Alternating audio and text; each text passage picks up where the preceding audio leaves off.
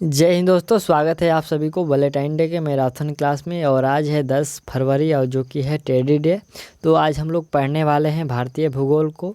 और यह जो हम लोग का क्लास होता है तो आपको सुबह में 7 बजे दिया जाता है और ये आपको 7 फरवरी से लेकर 14 फरवरी तक इसका क्लास जो है लगातार चलेगा। तो चलिए हम लोग इसको शुरू कर लेते हैं। और आज हम लोग पूरा जो है भूगोल का निचोड़ पढ़ने वाले हैं, ठीक। तो चलिए हम लोग इसको शुरू कर लेते हैं। और ये रहा जो हम लोग का भूगोल का पहला प्रश्न। कह रहा है कि भूगोल का जनक किसे कहा जाता है। तो भूगोल का जनक हिकेटियस को कहा जाता है। राइट आंसर आप लोग डी कर लीजिएगा। और दूसरा प्रश्न है कि भूगोल को एक अलग अध्ययन शास्त्र के रूप में स्थापित करने का जो श्रेय निम्न में से किस विद्वान को है। तो वह जो श्रेय है वह आपको इराटोस्थेनीज को है, जो कि उसको अलग रूपांतरित करने का श्रेय दिया जाता है, ठीक।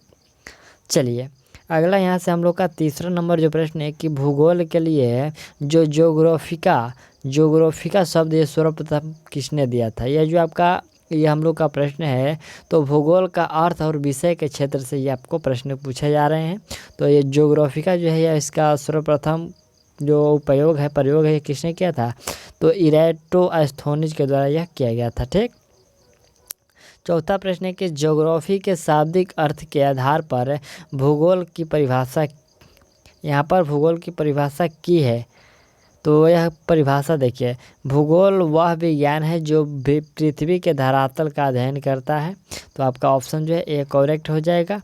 चलिए यहाँ से पांचवा जो प्रश्न है कि भूगोल पृथ्वी को केंद्र मानकर अध्ययन करने वाला विज्ञान है, यह किसने कहा था। तो यह जो कथन है आपको वारेनियस का है कि ये जो भूगोल है वो पृथ्वी को केंद्र मानकर अध्ययन करने वाला विज्ञान है। छठा जो प्रश्न है, अपने जो वैज्ञानिकों ने अपना अपना हर एक प्रकार से मत दिया है इस पृथ्वी के बारे में। तो उसी का यहाँ पर आपको जिक्र किया गया कि कौन कैसे आपको उसको परिभाषित किया है, ठीक। पहला है यहाँ से छठा प्रश्न है कि भूगोल भूतल का अध्ययन है। यहाँ पर भूगोल जो है भूतल का अध्ययन है, यह कथन किसका है। तो यह कथन कांट का है, ठीक। अगला प्रश्न है कि हम लोग का कि भौगोलिक विचारधाराओं में नवनियतिवाद की विचारधारा का प्रवर्तक कौन है। तो इसका है ग्रिफिथ टेलर जो है नवनियतिवाद का विचारधारा का जो है यह प्रवर्तक है। अगला आठवां प्रश्न है कि वर्तमान भूत कुंजी है कथन किस विद्वान का है। यह है कि वर्तमान जो भूत कुंजी है यह कथन आपको जेम्स हटन के है। राइट आंसर आप लोग बी कर लीजिएगा।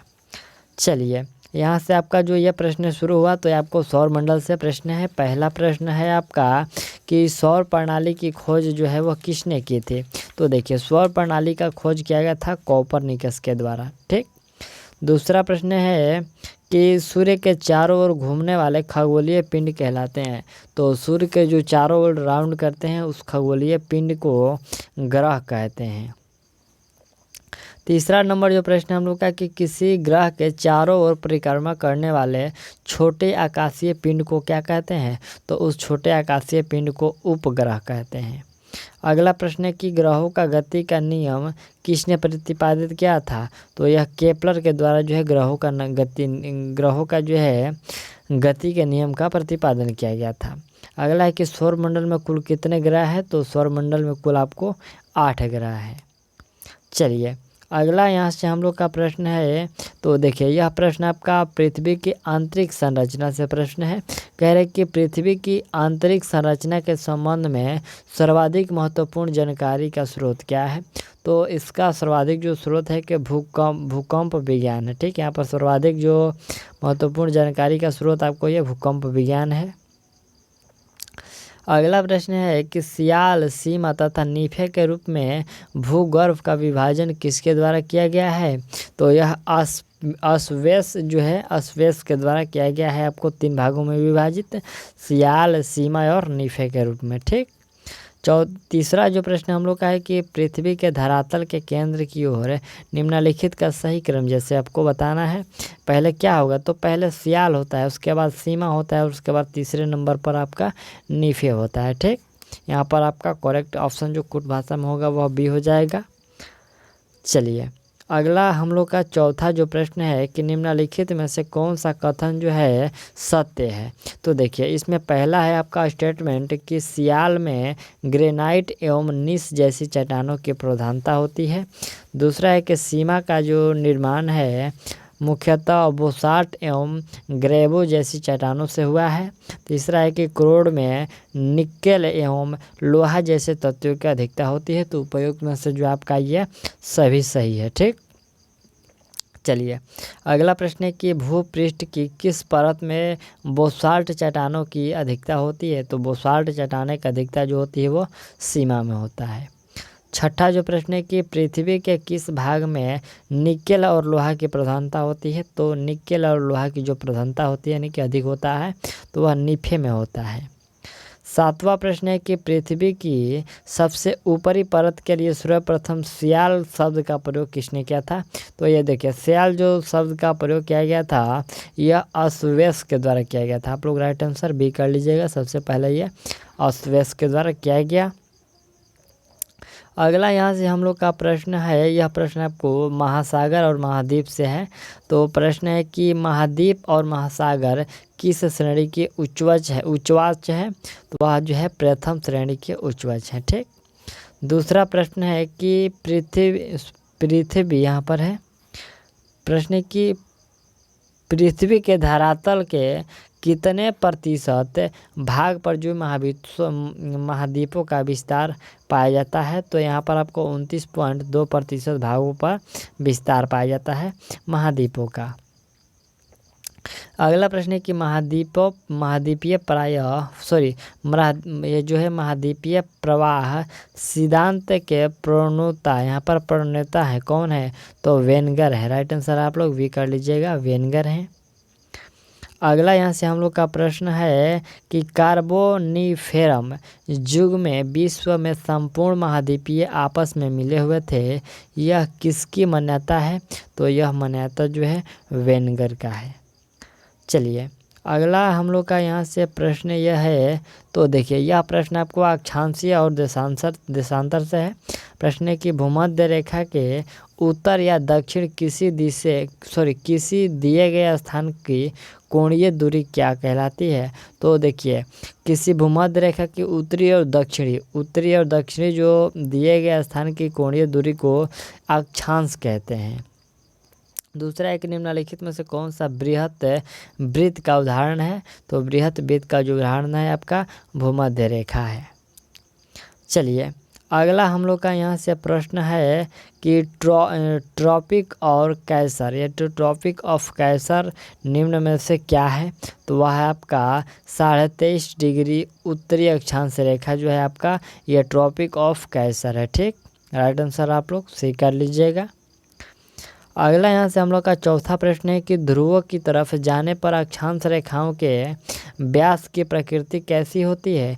तो वह प्रकृति आपका घटता है। राइट आंसर आप लोग बी कर लीजिएगा। वह प्रकृति कैसा होता है। तो वह प्रकृति घटता है। चलिए अगला यहाँ से हम लोग का देखिए यह अंतर्राष्ट्रीय तिथि रेखा जो कि आपको अंतर्राष्ट्रीय तिथि रेखा और समय से यह प्रश्न है कि अंतर्राष्ट्रीय जो तिथि रेखा कहलाता है तो आपको 180 डिग्री देशांतर कहलाता है। दूसरा प्रश्न हम लोग का है कि अंतर्राष्ट्रीय तिथि रेखा का निर्धारण किस वर्ष किया गया। तो इसका निर्धारण 1884 में किया गया। राइट आंसर आप लोग सी कर लीजिए। अगला यहाँ से हम लोग का प्रश्न है कि अंतर्राष्ट्रीय तिथि रेखा की स्थिति निम्न में से किसके निकटतम है। तो यह निकटतम है आपका 180 डिग्री पूर्वी और पश्चिमी देशांतर के बीच जो है निकटतम है। अगला है कि ग्रीनविच से 180 डिग्री मध्याह्न काल्पनिक रेखा कहलाती है। तो वह मध्याह्न काल्पनिक रेखा जो है अंतर्राष्ट्रीय तिथि रेखा कहलाती है। राइट आंसर ये हो जाएगा। चलिए हम लोग नेक्स्ट प्रश्न देखते हैं। तो देखिए यहाँ से आपका यह प्रश्न है, आपका ये चट्टान का प्रश्न है। कह रहा है कि पृथ्वी पर लगभग 2000 प्रकार के खनिज पाए जाते हैं, किंतु इनमें से कुछ खनिजों से ही चट्टानों की रचना होती है। इस खनिजों की संख्या कितनी है।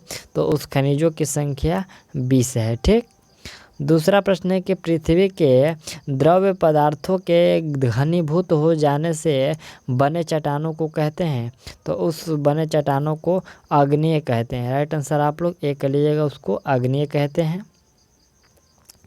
यहाँ से हम लोग का तीसरा प्रश्न है कि निम्नलिखित में से किसे है प्राथमिक चट्टानों की श्रेणी में रखा जाता है, तो प्राथमिक श्रेणी के चट्टानों में रखा जाता है आपको आग्नेय चट्टान को। अगला जो प्रश्न हम लोग का है कि आग्नेय शैल कहलाती है, तो आग्नेय शैल जो आपको मौलिक शैल को आग्नेय शैल कहलाती है। ठीक, चलिए अगला यहाँ से हम लोग का प्रश्न है, ये आपका शायद भूकंप का प्रश्न है। देखिए यहाँ से हम लोग का प्रश्न है पहला कि प्रत्यवस्था पुनः अचलन सिद्धांत निम्नलिखित में से किसकी उत्पत्ति की व्याख्या करता है, तो यह भूकंप की उत्पत्ति का व्याख्या करता है। अगला है कि भूकंप की उत्पत्ति से संबंधित जो प्रत्यवस्था पुनः अचलन सिद्धांत का प्रतिपादन किसने किया, तो इसका प्रतिपादन रीड के द्वारा किया गया था। चलिए यहाँ से तीसरा जो प्रश्न है कि पृथ्वी की आंतरिक संरचना की विश्वसनीय जो जानकारी प्राप्त करने का सबसे मुख्य स्रोत क्या है, तो सबसे प्रमुख जो स्रोत है वह भूकंप विज्ञान है। ठीक, चौथा जो हम लोग का प्रश्न है कि भूगर्भ में जिस स्थान पर भूकंपीय तरंगों की उत्पत्ति होती है उस स्थान को क्या कहा जाता है, तो उस स्थान को भूकंप केंद्र कहते हैं। चलिए अगला हम लोग का प्रश्न है कि भूकंप मूल वह स्थान होता है जहाँ, तो देखिए भूकंप मूल वह स्थान होता है जहाँ से भूकंप की उत्पत्ति होती है, उसको भूकंप मूल कहते हैं। ठीक, चलिए अगला हम लोग का छठा नंबर जो प्रश्न है कह रहा है कि अधिकेंद्र भूकंप का वह एक बिंदु है जो संबंधित है, तो देखिए वह जो होता है अधिकेंद्र भूकंप का वह बिंदु होता है यहाँ पर भूकंप उद्गम केंद्र के ऊपर पृष्ठीय, यहाँ पर क्या बोलते हैं पृष्ठीय बिंदु से यहाँ से होता है। ठीक, पर प्रश्न कर रहा है कि अधिकेंद्र भूकंप का एक बिंदु है, तो भूकंप जो है उद्गम केंद्र के ऊपर भूपृष्ठीय बिंदु से है। ठीक, वह संबंधित होता है। 7 नंबर जो प्रश्न है कि पृथ्वी के सतह पर भूकंप के केंद्र के ठीक ऊपर के बिंदु को क्या कहते हैं, तो ठीक ऊपर के बिंदु को उत्केंद्र कहते हैं। क्या कहते हैं उसको, उत्केंद्र कहते हैं। 8वां जो हम लोग का प्रश्न है कि भूकंप में धरातलीय तरंगे होती है, तो धरातलीय जो तरंगे होती है वो एल होती है। ठीक, एल तरंगे होती है। चलिए नेक्स्ट जो हम लोग का यहाँ से प्रश्न है, तो यह प्रश्न आपका ज्वालामुखी से है। ठीक है, इसमें आपको सभी प्रश्न इंक्लूड किए गए हैं, तो आप लोग इसको देखिएगा शुरू से अंत तक।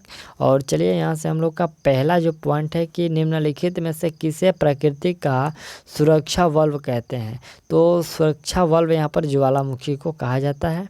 दूसरा प्रश्न है कि ज्वालामुखियों के बारे में निम्न में से कौन सा कथन सत्य है। ठीक, तो देखिए जो ज्वालामुखियों के बारे में इसमें आपका कथन है, तो हालांकि इसमें सभी सत्य है। पहला स्टेटमेंट है कि यह पृथ्वी की क्रस्ट की एक नली होती है जिसके माध्यम से भूगर्भ की पिघली चट्टानें तथा अन्य पदार्थ बाहर आते हैं। दूसरा है कि अक्सर इनकी नली के चारों ओर गोल कीपाकार पहाड़ी अथवा पर्वतीय भाग का विस्तार होता है। तीसरा है कि ज्वालामुखी जागृत, प्रसुप्त या शांत तथा मृत 3 प्रमुख प्रकारों में वर्गीकृत किए जाते हैं और उपयुक्त में से सभी, तो इसमें आपका उपयुक्त में से सभी सही है। ठीक, चलिए अगला यहाँ से प्रश्न है कि निम्नलिखित में से कौन सा ज्वालामुखी के उन 3 वर्गों में शामिल नहीं है जो उसके उद्भव की आवृत्ति के आधार पर वर्गीकृत किए गए हैं, तो इसमें आपका यौगिक ज्वालामुखी जो है वो शामिल नहीं है, जो कि आपका उसके उद्भव के आकृति के आधार पर वर्गीकृत किए गए हैं। चौथा प्रश्न है कि किस ज्वालामुखी में अक्सर उजागर होती रहती है, तो अक्सर उजागर होती रहती है आपको जागृत ज्वालामुखी में। ठीक, चलिए अगला 5 नंबर प्रश्न है कि किस ज्वालामुखी में ऐतिहासिक काल से उद्गार नहीं हुए हैं, तो मृत ज्वालामुखी में जो है ऐतिहासिक काल से ही उद्गार नहीं हुए हैं। छठा जो प्रश्न है कि लंबे समय तक शांत रहने के पश्चात विस्फोट होने वाला जो ज्वालामुखी क्या कहलाता है? तो देखिए, लंबे समय से शांत रहने वाले ज्वालामुखी जब विस्फोट होता है तो उसको सुषुप्त ज्वालामुखी कहते हैं। अगला 7 नंबर प्रश्न है कि पृथ्वी की पपड़ी की ठोस चट्टानों के नीचे जो पिघला हुआ पदार्थ होता है, जो कभी कभी ज्वालामुखी के उजागर के साथ धरती के ऊपर तल पर आ जाता है, उसे कहते हैं, तो उसे मैग्मा कहते हैं। ठीक, आपको याद रखना है उसे क्या कहते हैं, मैग्मा। चलिए, अगला प्रश्न हम लोग का है कि पेले अश्रु की उत्पत्ति कब होती है? तो इसकी उत्पत्ति जो है ज्वालामुखी उजागर के समय होती है। अगला है कि ज्वालामुखी में जल वाष्प के अलावा मुख्य गैस होती है, तो मुख्य गैस में इसमें आपका कार्बन डाइऑक्साइड और हाइड्रोजन और नाइट्रोजन, ये 3 गैसें होती है। चलिए, अगला यहाँ से हम लोग का जो प्रश्न है तो ये आपको स्थल मंडल से प्रश्न है, शायद इसमें यह जो है पर्वत और पठार से प्रश्न है। ठीक, कहाँ से? पर्वत और पठार से प्रश्न और मैदान से है। तो चलिए हम लोग इसको शुरू करते हैं। पहला इसमें आपका पॉइंट है कि स्थल मंडल के कुल क्षेत्रफल के कितने प्रतिशत भाग पर पर्वतों का विस्तार पाया जाता है? तो 26% भाग पर जो है आपका पर्वतों का विस्तार पाया जाता है। चलिए, अगला यहाँ से हम लोग का दूसरा प्रश्न है कि पर्वत की गणना किस श्रेणी के स्थलों रूपों में की जाती है? तो उसको जो गणना है यह द्वितीय श्रेणी के रूपों में की जाती है। तीसरा प्रश्न है कि पर्वत पर विश्व की कितनी प्रतिशत जनसंख्या निवास करती है? तो पर्वत पर विश्व की 1% जो है जनसंख्या निवास करती है। अगला प्रश्न है कि पर्वत की उत्पत्ति से संबंधित रेडियो सक्रियता सिद्धांत का प्रतिपादन किसने किया? तो यह प्रतिपादन जाली के द्वारा किया गया। पांचवा प्रश्न है कि पर्वत निर्माणक के भूसनती सिद्धांत का प्रतिपादन किसने किया? तो भूसनती सिद्धांत का जो प्रतिपादन है ये कोवर के द्वारा किया गया था। आप लोग राइट आंसर डी कर लीजिए। चलिए, अगला यहाँ से हम लोग का प्रश्न है कि विश्व के विशाल वलित पर्वतों की रचना आज से लगभग कितने मिलियन वर्ष पूर्व हुई थी? तो आज से लगभग 30 मिलियन वर्ष जो है पूर्व हुआ था। अगला है कि नवीनतम पर्वतमाला है तो कौन सा? यूराल जो है आपका ये न्यूनतम पर्वतमाला है। अगला प्रश्न है कि हिमालय पर्वत श्रृंखला किसका उदाहरण है? तो यह बलित पर्वत का उदाहरण है जो हिमालय पर्वत श्रृंखला है। अगला प्रश्न है कि वे एंडीज पर्वत उदाहरण है, तो एंडीज पर्वत जो उदाहरण है आपको बलित पर्वत का उदाहरण है। अगला है कि अपशिष्ट पर्वत का उदाहरण नहीं है, इसमें कौन सा जो है अपशिष्ट पर्वत का उदाहरण नहीं है? तो फ्यूजियामा जो है आपका ये अपशिष्ट पर्वत का उदाहरण नहीं है। अगला है कि निम्न में से कौन जो है भ्रांसोत्था पर्वत यानी कि ब्लॉक माउंटेन है? तो ब्लॉक माउंटेन इनमें से सभी है, जैसे कि बसजेस है, ब्लैक फॉरेस्ट है और सियरा नेवादा है। तो ये सभी जो आपको ब्लॉक माउंटेन है यानी कि ब्लॉक पर्वत है। ठीक, चलिए, अगला यहाँ से 12 नंबर प्रश्न है कि Rockies, Andes, Atlas, Alps, Himalaya आदि ये किस प्रकार के पर्वत है? तो ये सभी जो है वलित पर्वत है। राइट आंसर आप लोग ए कर लीजिए। चलिए, यहाँ से हम लोग का जो अगला प्रश्न है तो ये वायु की संरचना से प्रश्न है। ठीक, पहला प्रश्न है कि पृथ्वी की वायुमंडल का कितना प्रतिशत जो भाग है वह 29 किलोमीटर की ऊंचाई तक पाया जाता है? तो इसमें लगभग आपको 97% जो भाग है वो 29 किलोमीटर की ऊंचाई तक पाया जाता है। अगला प्रश्न है कि निम्न में से कौन सा कथन असत्य है? तो इसमें देखा जाए, पहला स्टेटमेंट है कि वायुमंडल की ऊपरी सीमा लगभग 10,000, ठीक, लगभग 10,000 की ऊंचाई तक है। दूसरा है कि वायुमंडल का जो 50% भाग 5 से 6, ठीक, 5.6 है, 5 से 6 नहीं है, ये 5.6 किलोमीटर की ऊंचाई तक सीमित है। और तीसरा है कि ऊंचाई में वृद्धि के साथ साथ जल वाष्प की मात्रा में वृद्धि होती है, तो यह कथन गलत है। ठीक, तीसरा है कि वायुमंडल के निचले स्तर में भारी गैस, ऊपरी स्तर में हल्की गैसों की प्रधानता होती है, ये तो सही है। तो यहाँ पर जो तीसरा स्टेटमेंट था वह गलत है और बाकी सब जो है इसमें सही है। ठीक, चलिए नेक्स्ट जो हम लोग का प्रश्न है तीसरा नंबर कि वायुमंडल का सर्वाधिक अस्थाई तत्व है, तो इसमें अस्थाई तत्व हो जाएगा आपका जो जल वाष्प है। ठीक, अगला है कि वायुमंडल में सर्वाधिक कौन सी गैस मिलती है, तो वायुमंडल में सर्वाधिक आपको नाइट्रोजन गैस मिलती है। ठीक, अगला पांचवा प्रश्न है कि वायुमंडल में सर्वाधिक मात्रा में विद्यमान अक्रिय गैस कौन सी है, तो देखिए सर्वाधिक अक्रिय गैस जो वायुमंडल में है आपका आर्गन है। अगला प्रश्न है कि वायुमंडल मुख्यतः गर्म होता है, तो ये मुख्यतः गर्म होता है आपको पृथ्वी से विकिरण के द्वारा वह जो है वायुमंडल गर्म होता है।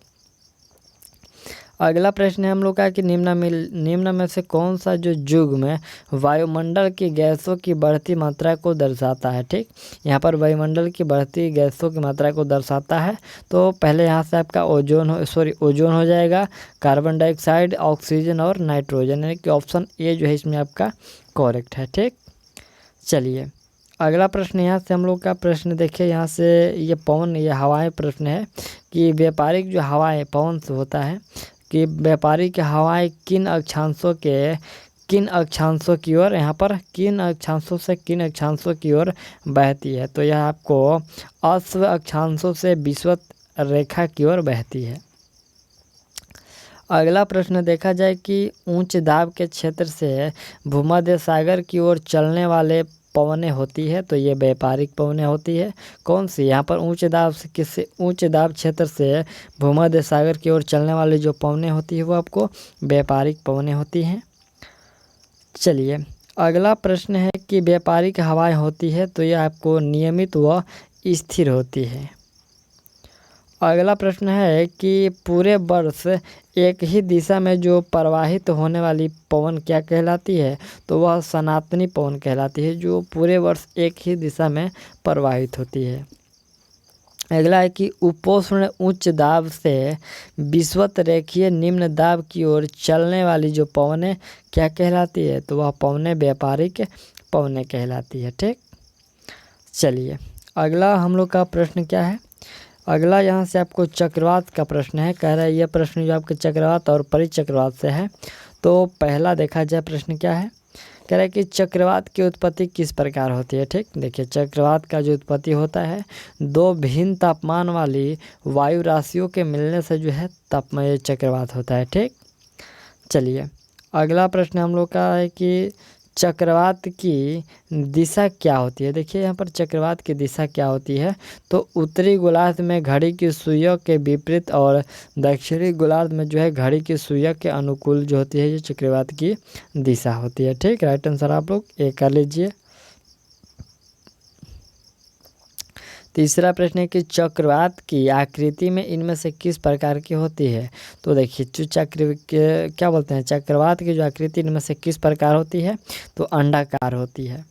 चौथा प्रश्न है कि चक्रवात का शांत क्षेत्र क्या कहलाता है, तो इसका शांत क्षेत्र जो होता है वो चक्षु कहलाता है। 5 नंबर प्रश्न है कि चक्रवात की आँख एक विशेषता है, चक्रवात की आँख एक विशेषता है कि उष्णकटिबंधीय चक्रवात की। ठीक, चलिए अगला जो छठा हम लोग का प्रश्न है कि फ्रंटल वर्षा किस कारण से होती है। एक होती है फ्रंटल वर्षा, तो ये आपको चक्रवातीय गतिविधि के कारण फ्रंटल वर्षा होती है।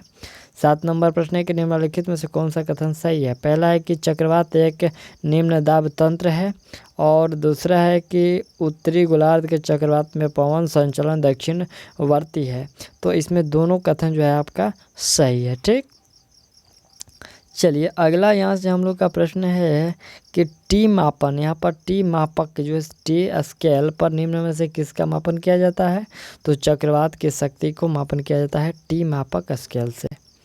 अगला प्रश्न है कि फिलीपींस, जापान, चीन सागर में जो उष्णकटिबंधीय चक्रवातीय तूफान आते हैं उन्हें क्या कहते हैं, तो उन्हें टाइफून कहते हैं। अगला है कि हरिकेन चलते हैं, तो यह हरिकेन जो है मिसिसिपी घाटी में चलते हैं। चलिए अगला यहाँ से हम लोग का प्रश्न है, ये आपको मेघ से प्रश्न है। ठीक है, ये आपको मेघ और वर्षा से प्रश्न है। प्रश्न है कि निम्नलिखित में से किस मेघ को मोती का माता कहते हैं। यहाँ पर मोती का माता किस मेघ को कहते हैं, तो पक्षाभ मेघ जो होता है उसको मोती की माता कहते हैं। ठीक, चलिए, दूसरा हम लोग का प्रश्न यहीं पर है कि ऐसे घने धूसरी बादलों को क्या कहते हैं जो वर्षा कराते हैं? तो ऐसे बादलों को वर्षा स्त्री मेघ कहते हैं। उसको क्या कहते हैं? वर्षा स्त्री मेघ कहते हैं। अगला हम लोग का प्रश्न है कि ओक्टास मापनी का प्रयोग निम्नलिखित में से किसके मापन के लिए किया जाता है? तो ओक्टास क्या है? ओक्टास मापनी का जो प्रयोग है मेघाच्छादन की मात्रा मापने के लिए किया जाता है। अगला है कि नेफोमीटर से किसका मापन किया जाता है? तो बादलों की दिशा का जो मापन है वो नेफोमीटर से किया जाता है, आपको याद रखना है। 5 नंबर प्रश्न है कि कौन सा मेघ वायुमंडल में सर्वाधिक ऊंचाई पर निर्मित होता है? तो यह जो पक्षाघ मेघ होता है वो सर्वाधिक ऊंचाई पर निर्मित होता है। अगला है कि रेशेदार दिखाई देने वाले मेघ को क्या कहते हैं? तो रेशेदार जो मेघ होते हैं उसको पक्षाघ कहते हैं। चलिए, अगला यहाँ से 7 नंबर जो आपका प्रश्न है कि निम्नलिखित में से किस मेघ का शीर्ष गोभी के फूल के समान प्रतीत होता है? तो गोभी के फूल के समान जो प्रतीत होता है वो आपको कपासी मेघ का जो शीर्ष होता है। ठीक। अगला 8वां प्रश्न है कि विषुवतीय प्रदेश में सामान्यतः कौन सा मेघ देखने को मिलता है? तो उसमें कपासी मेघ मिलता है। ठीक। अगला कि त्वरित झांझा एवं मूसलाधार बारिश किस मेघ की महत्वपूर्ण विशेषता है? तो यह आपको कपासी वर्षा मेघ की एक महत्वपूर्ण विशेषता है। चलिए, अगला प्रश्न है कि निम्नलिखित में से कौन सा मेघ सूर्य एवं चंद्रमा के चारों ओर यहाँ पर प्रभामंडल का निर्माण करता है? तो पक्षाभी स्तरीय प्रभामंडल का निर्माण करता है। चलिए, अगला यहाँ से हम लोग का ये प्रश्न है तो ये आपको विश्व के झीले से प्रश्न है।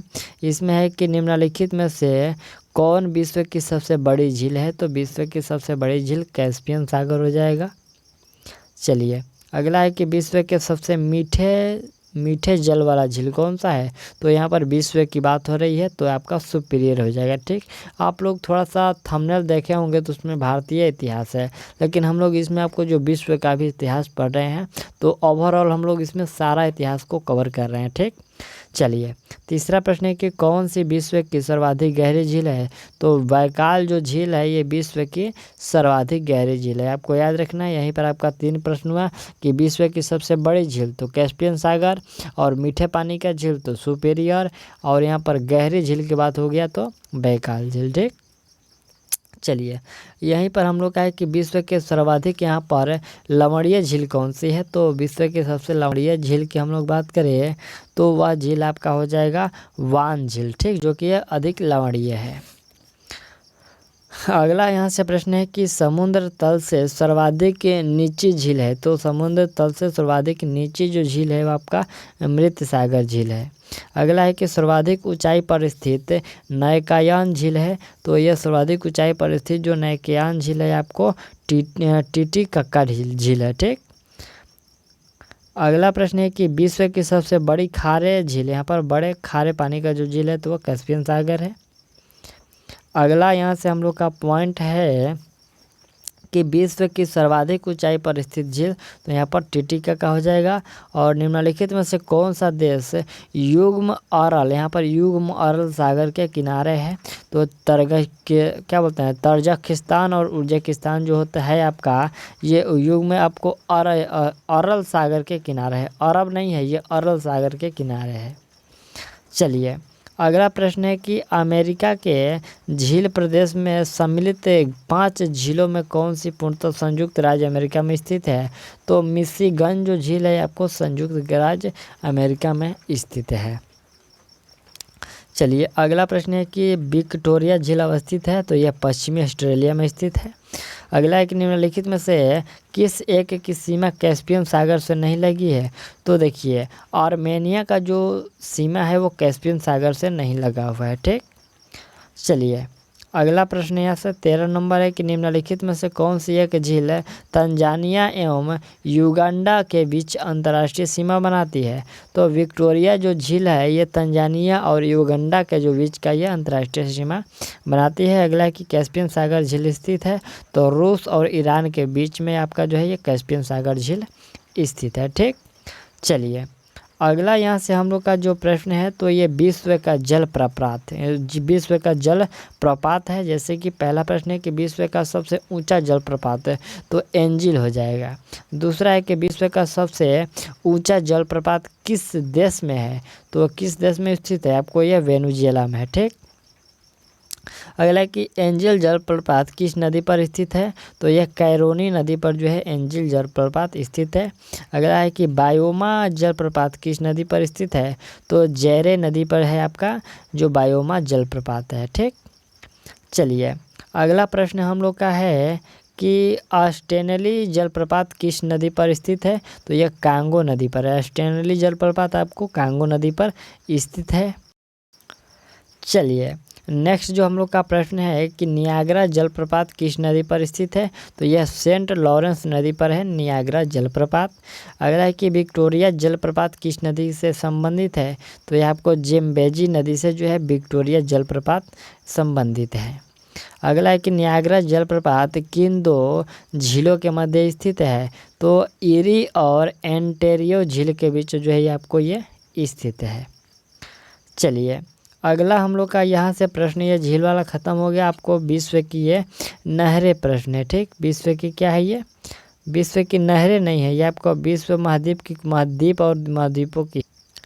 इसमें पहला प्रश्न है कि विश्व में महाद्वीपों की कुल संख्या कितनी है, तो विश्व में महाद्वीपों की संख्या कुल है आपका 7 हो जाएगा। ठीक, चलिए अगला हम लोग का प्रश्न है कि संसार में सबसे बड़ा महाद्वीप कौन सा है, तो देखिए संसार में सबसे आपका जो बड़ा महाद्वीप है वो आपका एशिया महाद्वीप है। ठीक, चलिए अगला है कि निम्न में से किस महाद्वीप का क्षेत्रफल सबसे कम है, तो देखिए क्या बोलते हैं ऑस्ट्रेलिया जो महाद्वीप है इसकी आपका क्षेत्रफल सबसे कम है। चौथा प्रश्न है कि किस महाद्वीप को श्वेत महाद्वीप के नाम से जानते हैं, तो आर्कटिका जो महाद्वीप है इसको श्वेत महाद्वीप के नाम से जाना जाता है। अगला प्रश्न है कि किस महाद्वीप को प्रायद्वीपीय महाद्वीप के नाम से जाना जाता है, यहाँ पर प्रायद्वीपीय महाद्वीप के नाम से यूरोप को जाना जाता है। छठा प्रश्न है कि निम्नलिखित में से किस महाद्वीप को महाद्वीपों का महाद्वीप कहा जाता है, तो महाद्वीपों का महाद्वीप एशिया महाद्वीप को कहा जाता है। चलिए 7 नंबर प्रश्न है कि निम्नलिखित में से कौन सा एक द्वीपीय महाद्वीप के नाम से जाना जाता है, यहाँ पर द्वीपीय महाद्वीप के नाम से ऑस्ट्रेलिया को जानते हैं। तो राइट आंसर आप लोग सी कर लीजिएगा। चलिए और नेक्स्ट जो प्रश्न यहाँ से हम लोग है तो यह भी आपको विश्व के द्वीप से है। वो हम लोग का किससे था, ये पिछला जो प्रश्न था तो ये आपको महाद्वीप से था और ये हम लोग का द्वीप से है। ठीक, चलिए इसमें पहला जो पॉइंट हम लोग का है कि द्वीपों की सर्वाधिक संख्या किस महासागर में देखने को मिलती है, तो यह जो मिलता है सर्वाधिक आपको प्रशांत महासागर में द्वीपों की संख्या अधिक मिलता है। चलिए अगला प्रश्न है कि निम्नलिखित में से कौन महासागरीय द्वीप नहीं है, तो महासागरीय द्वीप इसमें से जो आपका मालागासी है ये महासागरीय महाद्वीप नहीं है। अगला है कि विश्व का सबसे बड़ा द्वीप कौन सा है, तो विश्व का सबसे बड़ा द्वीप जो हो जाएगा वह है आपका यहाँ से ग्रीनलैंड हो जाएगा। चलिए चौथा प्रश्न है कि कौन सा देश सबसे ज़्यादा द्वीप समूहों से मिलकर बना है, तो वह देश आपका इंडोनेशिया है। अगला है कि कालीमंतान जिस द्वीप का अंग है वह है, तो कालीमंतान जो है यह आपका क्यूबा, ठीक वह सॉरी क्यूबा नहीं, यह बेनियो जो है बेनियो द्वीप का एक अंग है जो कालीमंतान है। ठीक, चलिए छठा प्रश्न है कि हिंद महासागर में स्थित सबसे बड़ा द्वीप, तो हिंद महासागर में स्थित सबसे बड़ा द्वीप आपको बोर्नियो हो जाएगा। ठीक, अगला यहाँ से हम लोग का 7 नंबर प्रश्न है कि यहाँ पर सेल्जी प्रश्न है कि सेसिल्स द्वीप कहाँ स्थित है। ये जो सेसिल्स द्वीप है आपको कहाँ है, तो यह हिंद महासागर में है। अगला प्रश्न है कि निम्नलिखित में से किस द्वीप को अग्निद्वीप के नाम से जाना जाता है। तो अग्निद्वीप के नाम से जो जानते हैं हम लोग यहाँ से आइसलैंड को जानते हैं। ठीक, चलिए अगला प्रश्न हम लोग का है कि किस द्वीप को प्रशांत महासागर का चौराहा कहते हैं। तो बहुत ही अच्छा प्रश्न है कि प्रशांत महासागर का चौराहा पूर्वी तिमोर को कहते हैं। ठीक, आपको याद रखना है, सॉरी पूर्वी तिमोर को नहीं, ये हवाई द्वीप को यहाँ पर प्रशांत महासागर का चौराहा कहते हैं। राइट आंसर आप लोग डी कर लीजिएगा। ठीक, अगला हम लोग का 10 नंबर है कि निम्नलिखित में से किस द्वीप का जो प्राचीन नाम सैंडविच द्वीप है। सैंडविच जो द्वीप है किसका प्राचीन नाम है। तो देखिए यहाँ से आपका हवाई द्वीप का जो प्राचीन नाम है वह सैंडविच द्वीप है। ठीक, अगला यहाँ से हम लोग का 11 नंबर प्रश्न है कि इंडोनेशिया की राजधानी जकार्ता किस द्वीप पर स्थित है। तो जकार्ता जो है यह वर्तमान में आपको अभी जावा द्वीप पर स्थित है। अगला है कि जापान की राजधानी टोक्यो निम्नलिखित में से किस द्वीप पर स्थित है। तो देखिए अभी जो टोक्यो स्थित है यह आपको होन्शु द्वीप पर स्थित है। नेक्स्ट प्रश्न है कि जापान का सबसे बड़ा द्वीप। तो जापान का सबसे बड़ा द्वीप हो जाएगा आपका होन्शु द्वीप। चलिए 14 नंबर प्रश्न है कि जापान का सबसे छोटा द्वीप। तो सबसे छोटा द्वीप की बात करें तो आपको शिकोकू जो द्वीप है ये सबसे छोटा है। और भारत का सबसे बड़ा द्वीप कौन सा है। तो भारत का सबसे बड़ा द्वीप आपका मध्य अंडमान हो जाएगा।